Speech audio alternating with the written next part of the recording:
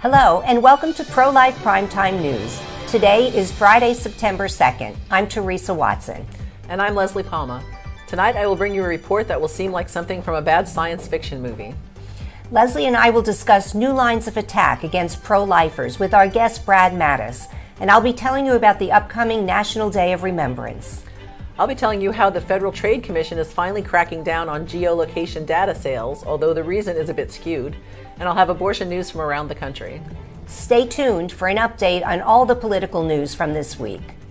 Join me and Brian Kemper, Youth Outreach Director for Priests for Life, as he shares his emotional testimony as the last abortion business in Dayton, Ohio closes. We will end the show this week with a heartwarming story from the author of the book, Anne Among Us. Rob Guinan joins us and shares how he found healing after his wife's miscarriage. Israeli scientists have created the world's first synthetic embryos, while scientists in the United Kingdom have developed mouse embryos using stem cells instead of sperm and eggs. The online journal SciTech Daily reports that the mouse embryos can form a brain, a beating heart, and the foundations of all the other organs of the body. It represents a new avenue for recreating the first stages of life, the journal said of the British mouse embryos. The development was first reported in the journal Nature, where Magdalena Zernicka-Getz, a professor at Cambridge University, said, "It's just unbelievable that we've got this far. This has been the dream of our community for years and a major focus of our work for a decade, and finally we've done it." The scientists hope to develop synthetic human organs for transplantation and gain a greater understanding of why some embryos fail and some continue on to a healthy pregnancy. The synthetic embryos created in Israel also used stem cells from mice and then were nurtured in an artificial womb. They developed beating hearts, flowing blood, intestinal tracts, and cranial folds in the brain. Quote, "This experiment has huge implications," according to Bernard Siegel of the World Stem Cell Summit. One wonders what mammal could be next in line. But for Michael Cook, editor of the pro-life online journal BioEdge, there's no question the mammal next in line will be us. He cites the ambitions of a company called Renewal Bio and its founder, Jacob Hanna. Hanna believes there will be a huge market for products derived from synthetic human embryos, but what Cook envisions is something much darker, strip mining human embryos that have been custom made for Renewal Bio's clients. Cook is calling for immediate regulation of this new and terrifying technology, but given its international scope, scientists have little to fear from lawmakers. We should expect these science fiction to reality developments to continue. In recent weeks, we have reported on the continuing violence in our nation directed towards pregnancy centers and pro-life organizations due to the demise of Roe v. Wade. Recently, a group of 600 extremists, including abortionists, sent a letter to the media asking it to censor all pro-life voices when reporting on abortion. In Cincinnati, Ohio, pro-abortion activists tried to derail a pro-life fundraising event. In New York, extreme abortion advocate Governor Kathy Hochul referred to pro-lifers as Neanderthals and signed a bill that initiated an investigation of pro-life pregnancy centers. In a recent article, Brad Mattis, president of Life Issues Institute, said, "The abortion industry and their allies lack a persuasive argument to sustain abortion on demand until birth. So they are resorting to violent and illegal tactics that resemble a child's tantrum on steroids." We have Brad Mattis here with us tonight. Hi, Brad. Welcome. Well, hi. It's really nice to be with you guys. Well, thank you. Brad, would you just initially just tell us a little bit about your work at Life Issues Institute? Certainly. Many watching the program may be familiar with the name of Dr. Jack Wilkie. Well, he and I co-founded Life Issues Institute in 1991, dedicated solely to the educational aspects of the pro-life movement. So our materials have been translated into over 30 different languages. Our footprint circumvents the globe, and we strive to provide pro-life educational resources for the public at large and the pro-life movement, of course. Two of the big programs we have is a daily radio commentary heard on over 1,300 outlets. And we did a TV half-hour program that garnered 3 regional Emmy Awards for pro-life programming, if you can imagine that. That's fantastic. So you're not only a pro-life activist, but as you said, you're also a radio host, and you hosted and produced this TV program. So as a media person, what was your reaction to the abortion extremists putting pressure on the media to censor pro-life voices? Well, first of all, in normal circumstances, we would have just ignored it. But in this day and age of censoring the pro-life message on social media, we have to pay attention to it. And the cardinal sin for anybody that's providing media is to allow others to demand or take over that content.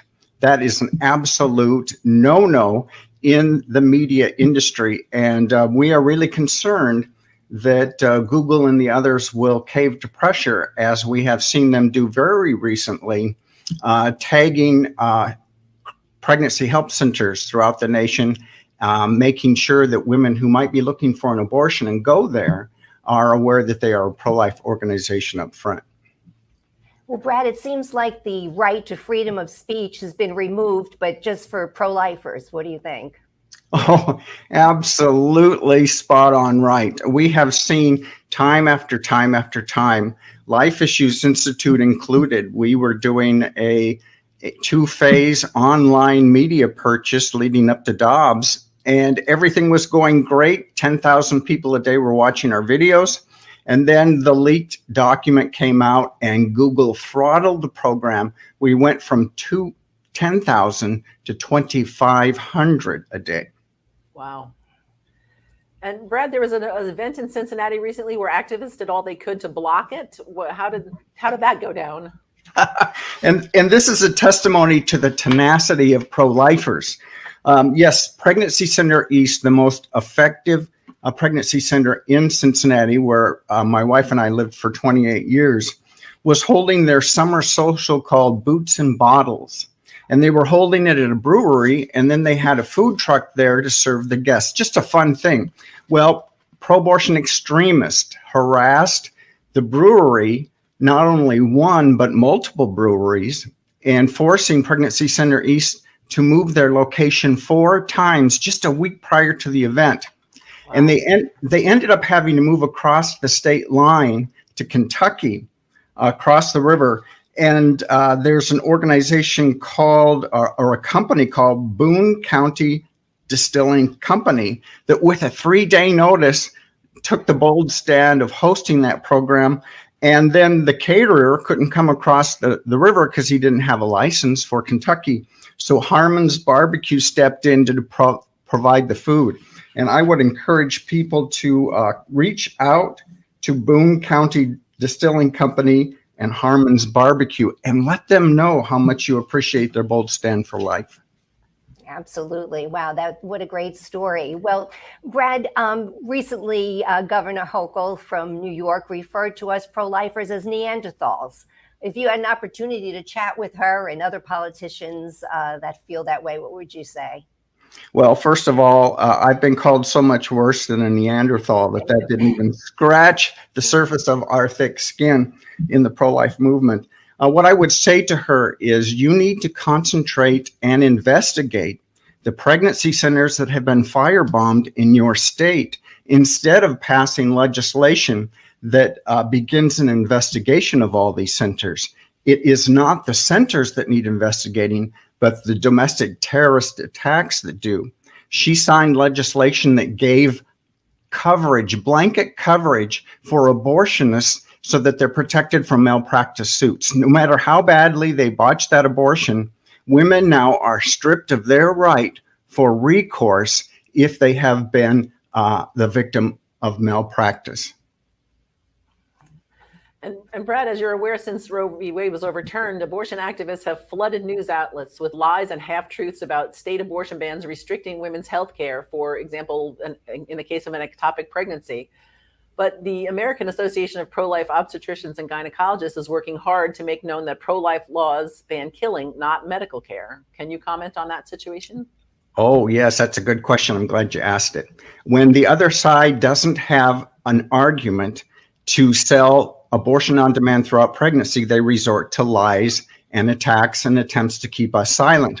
Well, we talked about the silence. Now we're talking about the attacks. It's fear-mongering at its worst. If a woman is suffering from an ectopic pregnancy, a life-threatening situation, or is having a miscarriage, she can go to the emergency room and be treated without question, even though the laws may protect unborn babies. They are trying to scare women into thinking that they will not have treatment at such a critical time. Treating ectopic pregnancies and miscarriages are not abortions, and every person in emergency rooms knows that's not the case. They're not classified as such and would treat these women. Wow. Well, thank you so much, Brad, for all your insights. It's always a delight chatting with you. And in closing, what do you feel that at this point the pro-life movement needs the most? Well, we need prayer. That's one thing. We also need support. For those of you out there watching the program, support this ministry and others, Life Issues Institute, so that we can keep our doors open and educate the people to the truth about abortion.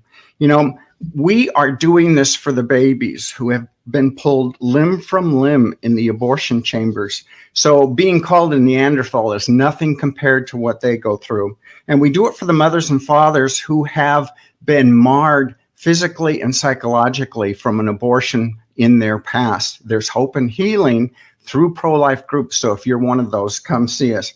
And we do it for future generations of unborn children, that God has a perfect plan for every single one, that they can be born and that plan can see fruition. Right. Well, for more information on Life Issues Institute, please visit lifeissues.org. Thank you so much, Brad. Thanks, Brad. Thank you. On September 14th, 2013, 3 national pro-life groups announced the first National Day of Remembrance for aborted children. It was meant to honor the unborn at the grave sites where they are buried. The observance was marked by simultaneous memorial services in cities from coast to coast. The effort was coordinated by Citizens for a Pro-Life Society, Priests for Life, and the Pro-Life Action League. Many of these buried babies, having been killed by abortion, were retrieved from the actual trash dumpsters of abortion clinics or pathology labs where their bodies were shipped. Some graves have hundreds of bodies buried in them. Each year since 2013, the event is held on the second Saturday in September. The 10th annual National Day of Remembrance for Aborted Children will be held on September 10th, 2022. You may ask, why visit the grave sites of the aborted unborn? Father Frank Pavone, National Director of Priests for Life, said abortion is not an abstract issue. Having a memorial service where these babies are buried reminds us that abortion is not merely about beliefs, but about bloodshed, not just about viewpoints, but victims. Eric Scheidler, the Executive Director of the Pro-Life Action League, stated, "It's sobering to realize that grave markers for the unborn victims of abortion list only a date of burial. They have no birthdays because they were never allowed to be born." Scheidler continued, "We can list no date of death because those who killed them discarded their bodies like garbage, but they are not garbage to us. They are our brothers and sisters. That's why we buried them, and that's why we visit their graves to mourn for them and testify to their humanity." Janet Marana, Executive Director of Priests for Life, had an opportunity to chat with Eric Scheidler. Here is Eric explaining how you can get involved in the National Day of Remembrance. With a website, it contains all the information anyone needs in order to find out where a National Day of Remembrance memorial service is taking place. But even though it's only a few days away, it's not too late to join this project by hosting one of our memorial services. If you go to the website, you look at our locations and find that there isn't a service scheduled near you, you will probably find a memorial location where you could hold a service. Even if it's just you and a group of your pro-life friends on this day, better that than that, you stay home on a day when millions of pro-lifers are going out and observing this important day of observation and remembrance. So yeah, well, we're showing right now, Eric, we are ready to help every step of the way. And you know what? Even if you're not able to do that this year, maybe this year you simply go to that memorial site with 3 friends and you pray a rosary. Next year, you can expand it because we have all the tools you need to do that. It's a scalable event. Right. So right now we're showing everyone the map And all those little blue signs show where there's events, correct? That's the what blue that dots is. are going to be the memorial locations where there's a memorial marker. The red Right. dots are going to be the places where these children are actually buried. But in order to find out if a memorial service is happening near you, you have to check and see if there's one being held there. We have burial places where we have not recruited leaders yet. We'd really love to get all of our burial places covered. And we have many memorial locations as well where we could hold services if there were a leader willing to step forward. And again, we help every step of the way. We explain exactly how to run these things. And I know it's just a few days left, but we've had some of our most effective leaders have come on for these types of events just a few days before, gotten excited, had success that first year, even if on a modest level, and then come back the next year and do so much more. So it's never too late to get started with your involvement. But, you know, maybe simply attending one of these events is the thing that God's calling you to do. Those locations are available for you. Now that Roe v. Wade has been overturned, it is crucial that we continue to mourn the millions of lives lost to abortion and repent of the national sin of abortion, even as we begin the project of extending legal protection to unborn children in every state we can. Be sure to visit nationaldayofremembrance.org and get involved. It's no secret that when we gave into the allure of smartphones, we gave up all semblance of privacy. Through geolocation, our phones reveal with pinpoint accuracy where we are at any given moment, and the sale of geolocation data has become big business.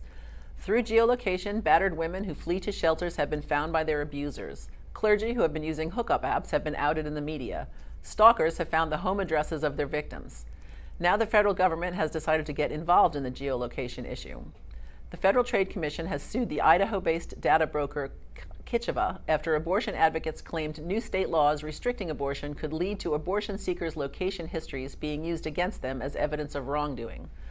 According to the FTC's complaint, the data may be used to identify consumers who have visited an abortion clinic and, as a result, may have had or contemplated having an abortion.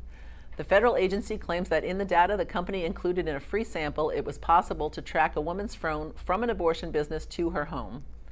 The FTC claims the data may also be used to identify medical professionals who perform abortions.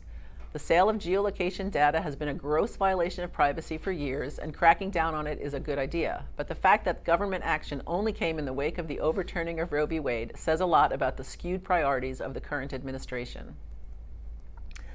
California is preparing to spend $20 million in taxpayer money to bring women from other states to its abortion businesses. Previously, Governor Gavin Newsom restricted the state's abortion practical support fund to in-state residents, but now he's making good on a promise to turn his state into an abortion sanctuary. The California Family Council, a pro-life nonprofit, opposes the move. Its president, Jonathan Keller, says the idea that the most pressing use of state funds would be to pay for people from red states to fly here to have abortions on the California taxpayer dime is really just a travesty. But California is not the only municipality preparing to make its taxpayers fund out-of-state abortions. Oregon will spend up to $15 million to bring women into the state. On Wednesday, New Mexico Governor Michelle Lujan Grisham signed an executive order calling for $10 million in taxpayer funds to go toward the construction of a new killing center in the southern part of the state, and directed the state health department to look into the possibility of providing chemical abortion pills in the public health clinics it administers. The Nashville Metro City Council said it would consider eliminating city jobs in order to give a $500,000 grant to Planned Parenthood to fund abortion travel. The plan would include $150,000 for gas cards and other travel benefits to allow pregnant women in Nashville to travel out of state for abortion, after Tennessee last week enacted a law banning most abortions. Despite that Tennessee law, a Memphis abortion business that killed 4,000 babies last year is staying open by concentrating on its other services, including a birthing center. Jennifer Pepper, the CEO of Choices, said she's trying to avoid having to lay off her staff, so she's having some of them trained as birthing assistants. The birthing center opened in 2020 and last year assisted in 90 births. But Pepper hasn't suddenly become pro-life. She's also opening a new killing center in abortion-friendly Illinois. In Indiana this week, Attorney General Todd Rotika succeeded in keeping a law on the books requiring doctors, hospitals, and abortion businesses to report all complications from surgical and chemical abortions. Planned Parenthood has been trying to overturn the law for years. Studies have shown that at-home chemical abortions, which make up more than half of all abortions in the U.S., have significantly higher complication rates. Planned Parenthood, the ACLU, and other abortion sellers also have sued to keep Indiana's near-total abortion ban from being enacted September 15th. On the international scene, the United Nations Committee on the Elimination of Racial Discrimination has complained to the Biden administration that overturning Roe v. Wade and subsequent abortion bans in many states will take a heavy toll on women of color. The committee wants federal and state governments to guarantee abortion access to racial minorities and women with low incomes, and to make it easy for women to travel to states where abortion is not banned. No response yet from the White House. In a related matter, House Speaker Nancy Pelosi, speaking on Women's Equality Day last Friday, said restricting abortion for women of color is sinful. In fact, she said it 3 times. During a reproductive roundtable at the University of California, San Francisco's Mission Bay campus, the California Democrat who likes to call herself a devout Catholic said, and I quote, "The fact that this is such an assault on women of color and women, lower income families, is just sinful. It's sinful. It's wrong that they would be able to say to women what they think women should be doing with their lives and their bodies, but it's sinful, the injustice of it all." Finally, the South Carolina House passed a bill to ban all abortions except those caused by rape and incest and those necessary to save the life of the mother. The Senate is expected to vote next week. And now we turn to political news. Michigan's Elections Board on Wednesday rejected a voter initiative for the November ballot that would enshrine abortion rights in the state constitution. The 4-member board of state canvassers deadlocked along partisan lines, with 2 of the Republican members declining to certify the measure, which requires 3 votes. The Michigan Reproductive Freedom for All campaign, which gathered signatures for the ballot measure, said it will appeal to the board's vote to the Supreme Court of the state. In Alaska, former Governor Sarah Palin has lost her bid to fill the remaining term of Representative Don Young, a Republican who died in March. Democrat Mary Peltola, who won more than 50% of the vote in Alaska's ranked choice election. Voters went to the poll August 16th, but the results were just announced on Wednesday. Peltola will have to run again in November, when she will face Republicans Palin and Nick Begich. Stacey Abrams, the high-profile Democratic candidate for governor in Georgia, didn't always support abortion rights. The daughter of 2 retired United Methodist pastors grew up opposing abortion because of her religious beliefs. However, Abrams had a change of heart, for the worse in our opinion, and became pro-abortion. At a recent gathering, Abrams sat in the middle of 6 women who shared their personal stories on miscarriage, afraid that now they wouldn't be able to get the necessary health care if they had a miscarriage today. Discussions like this are putting fear in women as the left continue to spread lies, saying anti-abortion laws will prevent women from getting necessary health care after a miscarriage or an ectopic pregnancy. Martha Zola with the Georgia Life Alliance said, "The left is just trying to scare people." She said this in response to a concern that women would be investigated for murder after a miscarriage. There are 67 days until the midterm elections. Many of the processes and laws that govern voting, the options voters have, and the deadlines for various stages of the process vary from state to state. It's essential that you as voters inform yourselves of how elections work in the state where you are registered. Visit usa.gov/election-office to find the election website for your state. As for voter registration, you can utilize the National Voter Registration Form available on our website, priestforlife.org/states. You will also find an election calendar by state. Make sure you are registered to vote in the state you currently live in. If you're unsure as to the status of your voter registration, please visit checkyourvoterregistration.com. These midterm elections are critical to win back control of the House and Senate. For information on candidates in all of your elections, please go to ivoterguide.com. This guide will enable you to see which candidates are pro-life, as well as where they stand on all critical issues. Reported last week on Pro-Life Primetime News, the 2 parties are running neck and neck in generic ballot polling. Yet, if we zero in on the House, the overall terrain is still quite favorable to the GOP. Even though the GOP lost its slight edge since June, its continued edge comes down to factors such as geography, since Democrats are concentrated in metropolitan areas, redistricting, which has given Republicans more favorable seats, and history, which shows that the president's party almost always loses House seats in midterms. But there is one more factor that could really help Republicans this fall. More Democrats than Republicans are leaving the House, either retiring or running for another office. Overall, 31 Democrats are departing, compared with just 18 Republicans.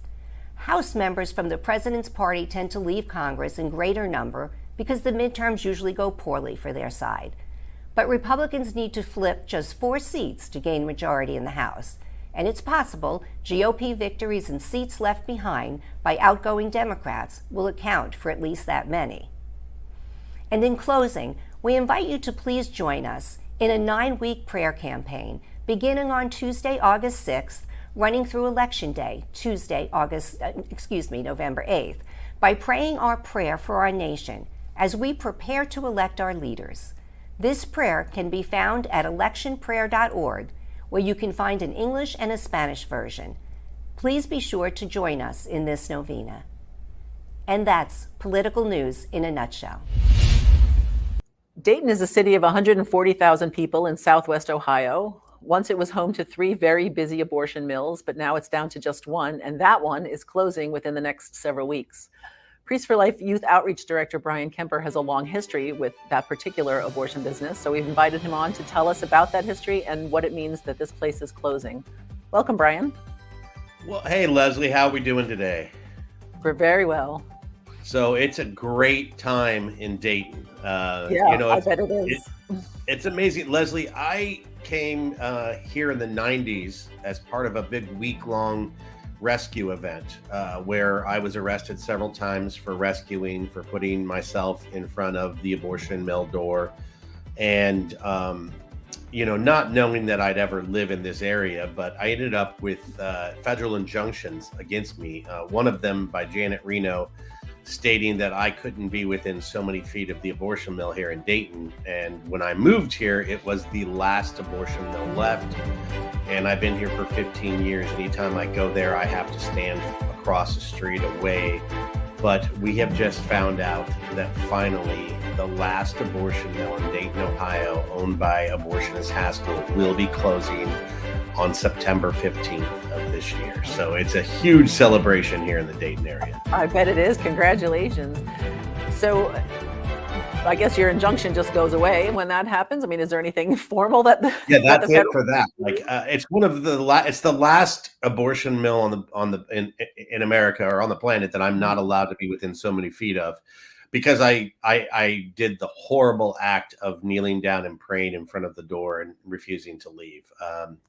And it's exciting to me. I hope to God we never have another abortion mill in this area. I don't believe we will. But I would be able to go in sidewalk council and pray there, which I can't do now. So we're excited to see this abortion mill close and for Dayton to be an abortion-free city here in America.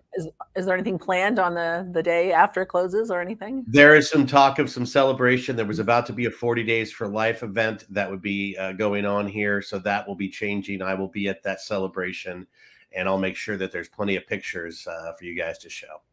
Mm-hmm. You mentioned the abortionist Martin Haskell. He's the one we associate his name with partial birth abortion. I think he gave a demonstration, or he talked about it at a National Abortion Federation conference. Is he still involved in that particular clinic? He is. He owns these 2 abortion mills here in Dayton and one in Indianapolis, both which will be closing. Both closing. That's fantastic. All right. Well, good work. Well done. you got it closed. I appreciate it. Hey, it's the work of organizations like Priests for Life and all of the organizations here in Ohio that have fought so hard. We have a group of amazing sidewalk counselors that are there every single day that abortion mill is open, and now they'll be able to move on to something else. Fantastic. All right. Well, thanks so much for joining us, Brian. Thank you very much. It's always a pleasure to be on. Miscarriage is a tragedy that so many people misunderstand. They are not quite sure how to console a friend or relative who has suffered this loss. While there are no magic formulas, there is one fundamental truth that needs to stay front and center. A miscarriage is the loss of a child who is just as real and has just as much value as any other child of any age. A woman who has had a miscarriage is a parent who has lost a child, as is the father of the child as well. In a society that continues to have a legal and cultural blind spot for the unborn, many suffer from the illusion that miscarriage doesn't grieve a parent as much as the loss of a real child. And that is precisely what hurts so much. We can never console someone in grief if we imply, even remotely, that the person they lost wasn't real. Dr. Byron Calhoun, president of the American Association of Pro-Life OBGYNs, has observed that prior to 1970, the loss of a child before or during birth was often treated in medical literature as a non-event, but that now there is a growing awareness of the grief associated with such a loss. In fact, Dr. Calhoun has developed a hospice program for unborn children. As the medical community advances in sensitivity and understanding of these points, so must we all. Our love, our compassion, our sharing in the grief of such losses can bring healing to the parents who have suffered miscarriage. The naming of these children who have died is one significant way of acknowledging their reality.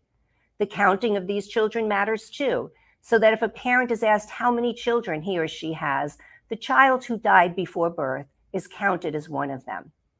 I have with me tonight Rob Guinan, author of Anne Among Us, First Fear, Then Miscarriage, A Catholic Father's Diary. Father Frank Pavone, National Director of Priests for Life, endorsed his book in 2014, saying, "A father's agony over the miscarriage of his daughter becomes a real crisis of faith. Few works has ever been composed to focus on the effects of a miscarriage on the father of a child. Anne Among Us will advance your appreciation of the bond shared between a father and his unborn child." Welcome, Rob. Thank you so much for joining me. Oh, so glad you had me. Thanks. Yeah. Well, Rob, tell us a little bit about your wife's pregnancy and then unfortunate miscarriage. You know, I'm not the hero in this story. The other two women are. It was the worst possible time that this could happen. My mother had leukemia. My wife came, we're there at the hospital every day. My wife on the way home one night said, I think I'm late. And, we didn't even have enough money to get the pregnancy test at Walgreens. And it was just a bad time economically and all the other stuff that was going on. I got annoyed with her at first. Can you imagine that, being part of the whole situation? I got annoyed with her. And it was not my best day on this planet. God was trying to give us a great gift. And I was saying, not now, God, maybe another time. Sharon was more open. We eventually got the courage to say, okay. I was still lukewarm. And then after 60 days, she started noticing some spotting. And it was not a worry at first, but then the doctor said that a miscarriage was imminent.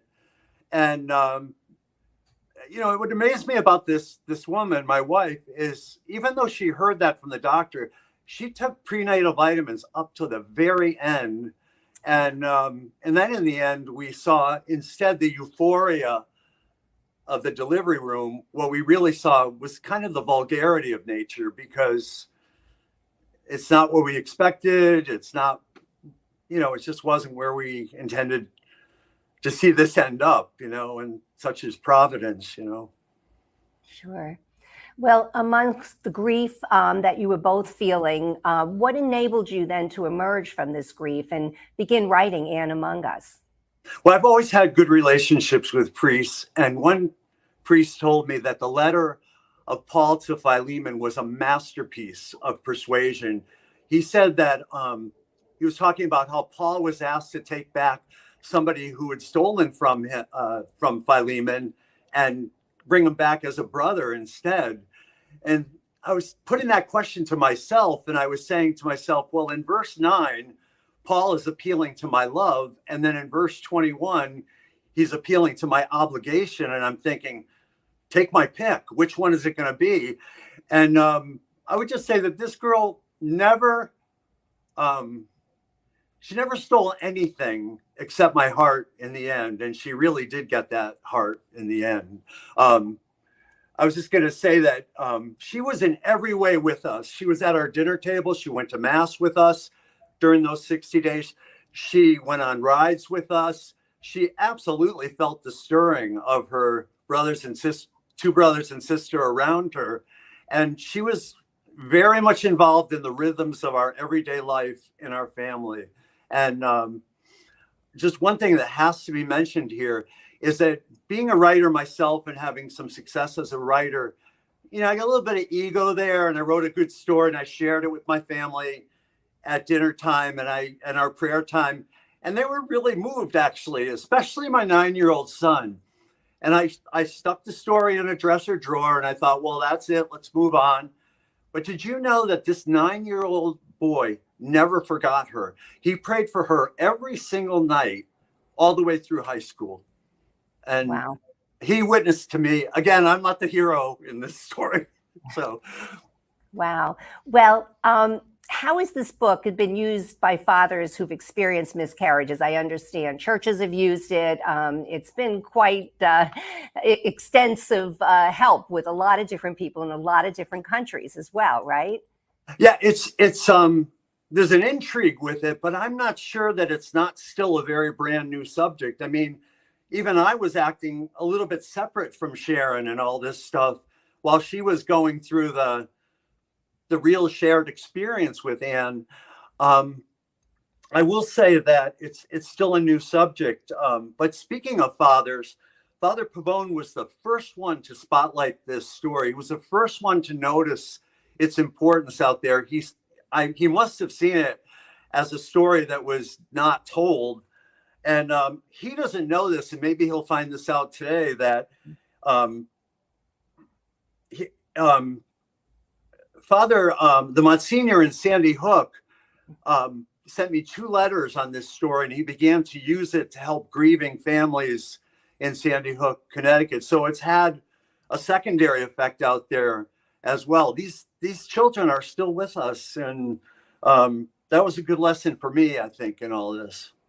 Sure. Well, thank you for sharing that. And as a society, Rob, I think that our tendency is still to focus only on the mother, as if the loss only affects her. Well, in reality, as we've been discussing a little bit, it does affect the father and other family members as well. Do you agree? This is the best catechism class I ever had. Without a doubt, it's the best catechism class I ever had.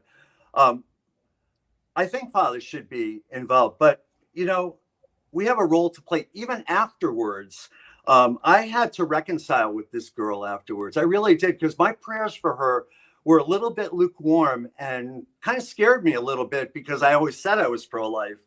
But she never left my mind. And then a few years later at Christmas, I wanted to give her something that would be the equivalent of a bracelet, a gold bracelet from Tiffany's. So I had this strong compulsion to offer a mass for her and make gifts to pro-life communities for her. She had to be recognized. She did some important things. She made her mark here. In fact, how many unborn children do you know that engage a professional writer to write about her? That's unheard of. And I had a mass said for her, and kind of what came from that is this verse in Luke chapter 20. All are alive to him. And at the altar and at this reconciliation, I feel like I reconnected with her in a significant way. It was very moving. It's the most moving experience of my life. Yeah. Well, Rob, I really appreciate you taking the time to talk with me tonight. And where can people go to buy the book, Anne Among Us? Well, it's on Amazon and Kindle, and appreciate that notification there. Sure, absolutely. So if you know someone who has suffered a miscarriage, this might be a great resource for them. So please go and buy Anne Among Us. And again, Rob, thank you again. And we appreciate your time. Thank you. Thank you so much for joining us on Pro-Life Primetime News, produced at Priests for Life headquarters in Titusville, Florida. We hope you will join us every Friday at 9 p.m. Eastern Time. Also this weekend, we hope you will tune into the new season of Defending Life, Priests for Life pro-life show on EWTN that will begin its 35th season tomorrow, Saturday, September 3rd at 11 p.m. Eastern Time, and will be rebroadcast Monday at 3:30 a.m. Eastern Time. For the first time, the show was produced right here in our studio. Priests for Life Executive Director Janet Morana and Father David Begany, pastor of Holy Family Church in Baytown, Texas, are the co-hosts. We hope you will support this show, Defending Life, and all of our broadcasts, including Just Ask Janet, Oceans of Mercy, Pro-Life is the New Punk Rock, and Primetime Live with Father Frank, by making a donation to prolifegift.org. These donations help fund all of our work here at Priests for Life. If you have an idea for a story or would like to expose something in the abortion industry, please email us at media@priestsforlife.org. I'm Leslie Palma, Communications Director. And I'm Teresa Watson, Executive Manager. Remember, life is the only choice.